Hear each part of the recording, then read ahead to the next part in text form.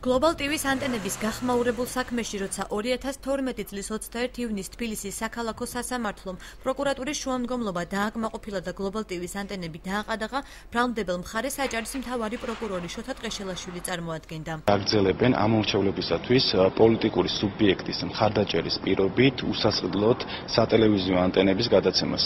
ეს ქმედება შეიცავს დანაშაულის ნიშნებს და ამის შემოწმება ხორციელება გამოძიების პროცესში. პროკურატურის შუამდგომლობის საფუძველზე სასამართლომ 2012 წლის 21 ივნისს მიიღო გადაწყვეტილება აღნიშნული დაუმონტაჟებელი ანტენების დაყადაღებასთან დაკავშირებით. აღნიშნულ საქმეზე Global TV-ს ადვოკატი მაშინ ალექსანდრე ბარამიძე იყო, რომელიც ამჟამად იუსტიციის მინისტრის პირველი მოადგილის თანამდებობას იკავებს. Ენადაც მახსოვს აღნიშნულ საქმეში ადვოკატად იყო ბატონი სანდრო ბარამიძეც ჩართული. ბატონი სანდრო ბარამიძე დღეისათვის იუსტიციის მინისტრის მოადგილეა. იუსტიციის მინისტრი თეატრო ლუკიანი ოპოზიციაში ყოფნის პერიოდში სატელიტური ანტენების დაყადაღებას და პროკურატურის მოთხოვნას, რომელსაც შოთა ტყეშელაშვილი ახმოვანებდა, უკანონოს უწოდებდა.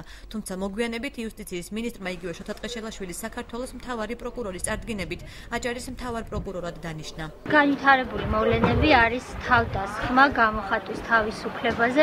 პროკურორი ვერ აკონკრეტებს, ვის წინააღმდეგ არის სისხლის სამართლის საქმე აღძრული, ის წერს თავის შუამდგომლობაში, რომ ეხება გარკვეულ პირებს და მოსამართლის ბრძანება არის უკანონო. ადვოკატი რამინ პაპიძე მომხდარს ყოფილ და ახალ ხელისუფლებას შორის გარიგებად აფასებს. ოპოზიციური პარტიების წარმომადგენლები აკეთებდნენ აცხადებებს, რომ ეს იყო შეთითხმული ბრალდება, არავითარ მოსყიდვას და არავითარ დანაშაულს Global TV-ს მხრიდან ადგილი არ ჰქონდა, რომ ეს იყო პოლიტიკური დაკვეთა და ამ პოლიტიკური დაკვეთის შემსრულებელი იმ დროისათვის გვევლინებოდა, როგორც უკვე აღნიშნე, აჭარის ამჟამინდელი პროკურორი შოთა ტყეშელაშვილი და ასეთ ვითარებაში გაუგებარია, რატომ დაინიშნა ეს პროკურორი აჭარის პროკურორად, ეს ხომ არ არის გარიგება ძველ ხელისუფლებასა და ამჟამინდელ ხელისუფლებას შორის. შეგახსენებთ, რომ სასამართლომ სატელიტური ანტენების მოქალაქეებისთვის უფასო დარიგების საქმეზე ბიძინა ივანიშვილი ამომრჩეველთა მოსყიდვაში დაადანაშაულა და 63,110,095 ლარით დააჯარიმა. დავალიანების დროულად გადაუხდელობის გამო კი ახსრულების ეროვნულმა ბიურომ